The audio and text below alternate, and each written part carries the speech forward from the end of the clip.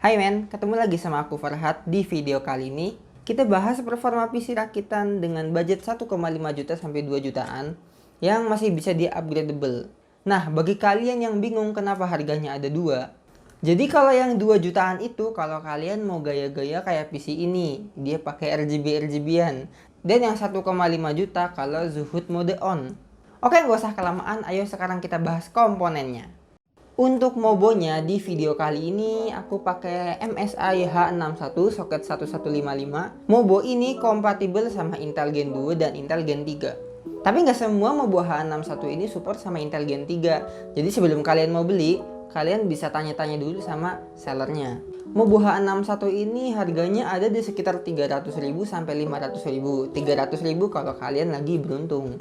Dan di sini aku nemu Mobo H61 dengan harga yang lumayan murah, yaitu 360 ribuan. Udah ada 66 orang yang beli dan ratingnya juga bagus. Jadi aman lah. Untuk prosesornya, kita pakai prosesor yang kayaknya jarang dibahas di video-video. Kita pakai prosesor dari Intel, udah jelas karena mau punya Intel, yaitu Pentium G2010. Prosesor ini punya speed 2,8 GHz dan TDP-nya cuma 55 watt. Nah, untuk harganya dia ada di sekitar 60 ribuan. Kemudian untuk sistem pendinginan di sini kita pakai CPU cooler dari Jonesbo, yaitu Jonesbo CR1200. Dia udah punya RGB yang nggak bisa diatur, cuman masih lumayan bagus. Fan cooler ini punya harga sekitar 160 ribuan. Dan kalau kalian mau ngepres budget, kalian bisa pakai fan standar bawaan Intel yang harganya ada di sekitar 26 ribuan. Dan sebenarnya prosesor ini tuh masih cocok-cocok aja dipakein fan standar karena TDP-nya tadi cuma 55 watt. Untuk RAM di sini kita pakai RAM DDR3 dari Kingston yang ukurannya 4GB single channel. Dan dia punya kecepatan 1600 mAh. RAM 4GB DDR3 di pasaran itu harganya ada di sekitar 160 ribuan sampai 200 ribuan. Nah, kenapa di video ini aku pakai satu keping? Karena supaya biar kita bisa upgrade lagi ke depannya jadi 8GB. Untuk penyimpanan di sini kita pakai sebuah SSD 120GB dari Kingston untuk sistem dan beberapa aplikasi. Dan di sini aku ngerekomendasikan kalian SSD juga 120GB tapi dari mereknya RX7. Dan SSD ini ada di harga sekitar 198.000. BTW SSD RX7 ini lumayan banyak yang pakai ya, jadi kayaknya nggak meragukan lah. Terus untuk tambahan storage di sini kita pakai sebuah harddisk 500GB dari Seagate dengan kecepatan 7200 rpm untuk nyimpen game, foto atau film. Harddisk 500GB ini ada di harga sekitar 160 ribuan. Setelah storage, jangan lupa kita beli kabel SATA. Di sini kita pakai dua kabel SATA karena kita pakai dua box storage, harganya 3.000 per kabel. Jadi kalau dua 6.000. Kemudian untuk VGA card di sini kita pakai GT630 yang Kepler 1GB DDR3 64 bit dari Pixel View. VGA ini punya TDP cuma 30 watt. Jadi GT630 itu ada dua arsitektur. Yang pertama itu yang Fermi dan yang dua yang Kepler. Kalau yang Fermi dia punya 128 bit dan TDP 65 watt. Dan kalau yang Kepler itu yang kayak punya aku tadi, dia punya TDP 30 watt dan bandwidthnya 64 bit. Emang lebih rendah, tapi aku saranin untuk kalian ngambil yang GT630 yang Kepler. Karena dia walaupun bandwidthnya lebih kecil, tapi dia lebih cepat. Dan TDP-nya juga lebih hemat sekitar 50% karena yang ini 30 watt dan yang ono 65 wattan sekitar. Nah, bagi kalian yang bingung gimana cara bedain GT630 yang Kepler sama yang Fermi, biasanya kalau GT630 yang Kepler itu dia punya kode GK208, tapi kalau yang Fermi dia punya kode GF108. Jadi GK dan GF. Kalau GF itu Fermi. Nah, di sini aku ada rekomendasiin juga GT630 1GB 68 bit DDR3 dari Colorful. Dia ada di harga 350 ribuan. Kalian bisa cek aja, linknya ada di deskripsi kalau mau tanya ke dia. Kemudian untuk PSU di sini aku pakai PSU dari Imperion 500 watt. Belum yang pure, dia juga bukan PSU yang bagus. Ya gitulah. Tapi karena aku pakai spek yang memang hemat daya, GT630 itu cuma 30 watt dan G2010-nya itu cuma 55 watt. Dan alhamdulillah listrik di rumah ini juga nggak goyang-goyang, jadi masih aman. Dan aku rekomendasiin juga buat kalian yaitu PSU yang sekitaran 500 watt, 400 watt juga. Cuman dia PSU Korea, ada di harga sekitar 170.000, 160.000 gituan lah. Dan sebenarnya kalau speknya kayak gini juga sih masih oke sih. Kemudian jangan lupa untuk beli kabel power PSU yang harganya 10 ribuan. Nanti kalau lupa beli nggak bisa nyolok, nggak bisa nyala PC-nya. Kemudian yang terakhir, case atau cangkangnya. Di sini aku pakai Cube Gaming Kaba Mesh yang udah aku bikin reviewnya juga.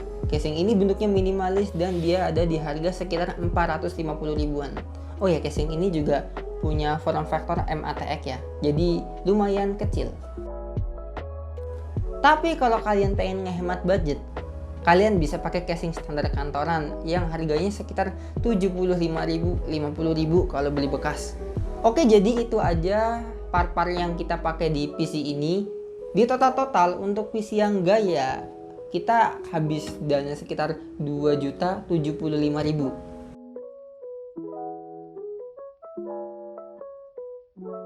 Tapi kalau kalian mau ngepres budget, di sini kita total harganya 1.576.000.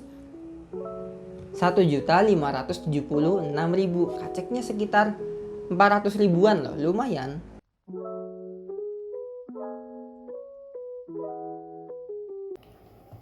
Oke teman-teman, pause dulu videonya. Jadi tadi pas aku ngitung itu kan PC yang murah itu kan 1,5 jutaan ya kan. Nah ternyata sekarang aku hitung lagi pas lagi bikin list harganya, ternyata jadi 1,2 juta. Aku jadi bingung. Terus PC yang gaya itu yang aslinya 2 jutaan sekarang malah jadi 1,7 juta. Aku heran ada 300 ribu yang hilang, itu kemana gitu kan. Oke, jadi mohon maaf banget kalau tadi aku bilangnya 2 juta dan 1,5 juta. Jadi anggap aja ya yang satu itu 1,2 dan yang satunya 1,7. Oke, maaf, dadah. Nah, untuk pengetesannya kita coba pakai 2 game aja, nggak usah banyak-banyak karena di sini aku juga sebenarnya nggak ngegame-game banget orangnya. Dan kita uji juga untuk editing di Premiere Pro. Untuk yang pertama kita mainin GTA 5 dengan resolusi 768p dengan settingan normal dan efek-efeknya off. Kita dapat sekitar FPS di 30-an, tapi kadang-kadang juga turun ke 21 FPS.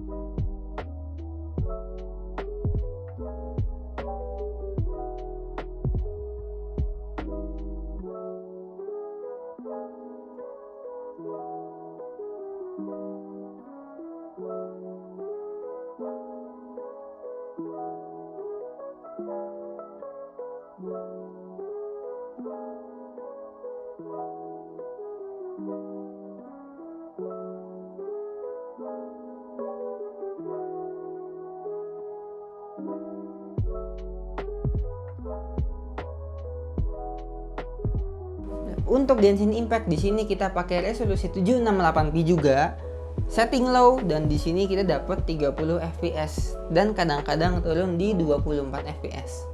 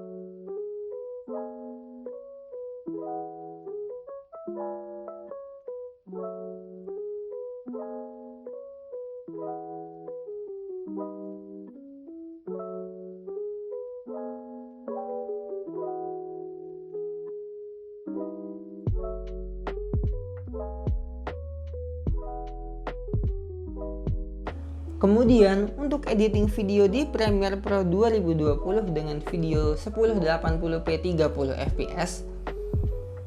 Untuk previewnya di sini bisa dibilang lancar ya, asal jangan kebanyakan efek. Dan untuk render video 1080p dengan durasi 1 menit dan tanpa efek, di sini kita butuh waktu sekitar 45 sampai 46 detik dan itu lebih cepat daripada video aslinya. Lumayan. Oke, jadi segitu aja tesnya dan kita bakal langsung masuk ke kesimpulannya. PC 2 jutaan atau 1,5 jutaan ini cocok banget buat kalian yang mau rakit PC untuk pertama kalinya. Dengan harga segini kalian udah bisa main game walaupun rata kiri dan kalian masih bisa editing dengan resolusi 1080p, masih oke lah. Nah, kalau kalian udah kurang puas sama spek PC-nya, kalian masih bisa upgrade PC ini. Misalkan CPU-nya jadi i5 Gen 3 atau Xeon Gen 3, terus VGA-nya jadi GTX 750 Ti atau GTX 1050, RAM-nya bisa tambah 8GB lagi dan PSU-nya jelas harus ganti gitu loh. Dan untuk storage kita tenang-tenang aja karena kita udah pakai SSD jadi bootingnya nggak lama, dan paling kalau kalian kurang mah kalian tinggal tambah harddisk satu lagi gitu. Jadi untuk jangka waktu lama masih oke lah. Oke, jadi segini aja video rakitan PC episode 1 dengan harga 2 jutaan dan 1,5 jutaan. Bagi kalian yang mau ngeracik, linknya ada di deskripsi untuk part-partnya. Kalau udah habis ya udah, karena linknya cuma satu. Oke, dadah.